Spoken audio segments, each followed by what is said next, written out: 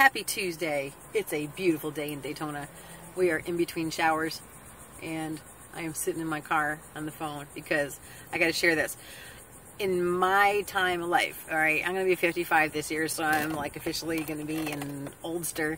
But you, especially women, you hear them starting sentences with, at this point in my life, ...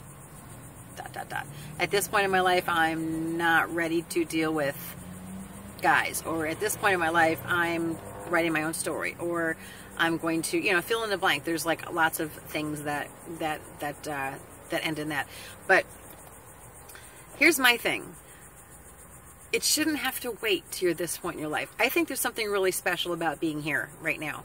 I think once we do, you know, past the half century and we start working on the second half of our life, second half air bunnies of our lives, there is something fundamentally that changes that makes us a little more open to doing sort of things that we might not have done earlier because we were raising kids or, you know, a family or career or things of that nature. And I think now, especially when you start looking at retirement or looking at, you know, what do I want to do with myself at, you know, at this point in my life, you know, I think that's something that shouldn't have to wait till now. I think it's natural for it to happen now because we're seeing life with the perspective and the experience of decades worth, you know, under our belts. And we have it's a very unique perspective.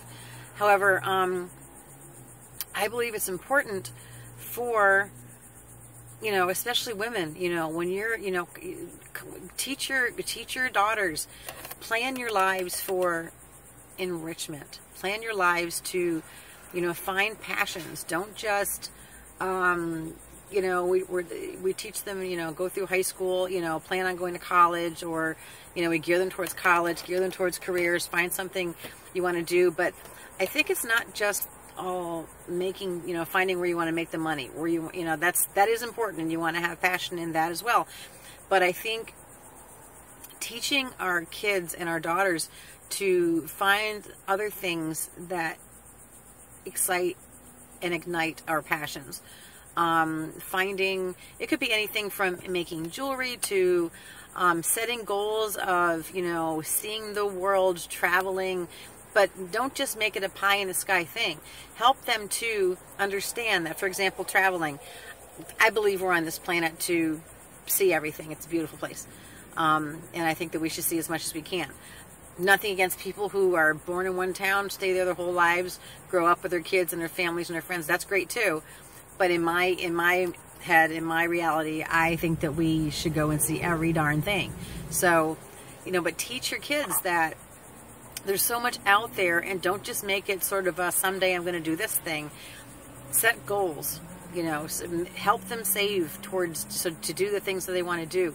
Help them, when you're making those memories for them that you're making as they're growing up, teach them things like kayaking, things that are outdoors, things that give them passions that lead them, you know, to another place where they might discover something else. You know, kayaking could lead to marine biology, or could lead to just more kayaking.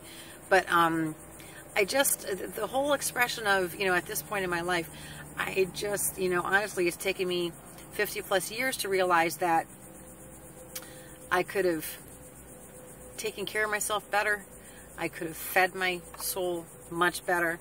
I could have, there's things that I could have done, and you know, I wouldn't go back and change anything, because what I have done and what my life has been is who I am right now. But we have to teach people that are coming up, you know, we have to teach them what we've learned. And so that's what I'm passing along is, you know, I think that you have to find what speaks to you, not just in your career, but find the other little things, the little things that make life worth living, the little things that make you happy, and go do them. You know, when people retire, then they start looking around for, I'm going to take dance classes. That's my dad. I love my dad. And he takes, you know, he does ballroom dancing, and he does it like on Friday, Saturday, and Sunday. They go to dances, but which is awesome, you know. But do it when you're young. Start it when you're young.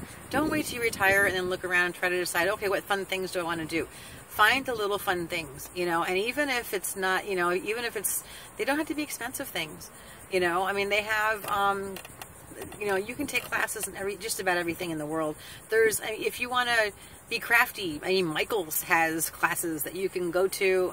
I think the classes are like free and it's just materials, you know, things of that nature. I mean, there's so much you can do, and it's so easy to get tied up in our lives and our families and our kids.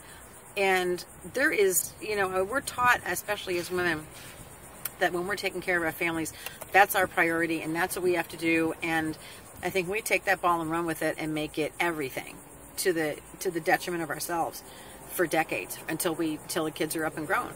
And honestly, we were not taught when I was growing up that it was okay to take time out for yourself, and it was okay to have interests that did not involve your family, did not involve your kids.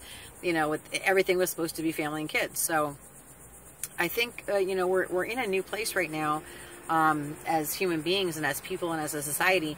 And I believe that we have to teach our kids, and we ourselves have to make sure that we take care of ourselves. Teach your kids how to take care of themselves, because if they are happy, they will be more healthy, more productive. They're going to be a better human being if they understand that it's okay to do things for themselves to make themselves happy. You know, we don't want to teach them to be, you know, a narcissistic person, you know, but that's not something that's taught, obviously. But you know, we have to make them feel that it's okay to do that. We shouldn't have to wait until we're 55 years old to say, well, at this point in my life, I want to go and, you know, I just want to go and learn things and have fun. Get a jump start on it. Start early. But anyway, that's my point right now. Go do stuff. Go learn the things. Go make the things. Go drink the things. Go eat the things. Go do stuff. Find something and make yourself happy on a daily basis, on a weekly basis. Don't put it off. You know, I've already outlived my mother. So, you know, it's you just never know what's going to happen, and don't put it off. Just do it. It makes you happy, gives you good energy. Good energy is spreads to other people. So it's I'm trying to help the world here. Anyway, like down below, share. Anyway, have a good one. I'm gonna go and find somewhere cooler. Peace.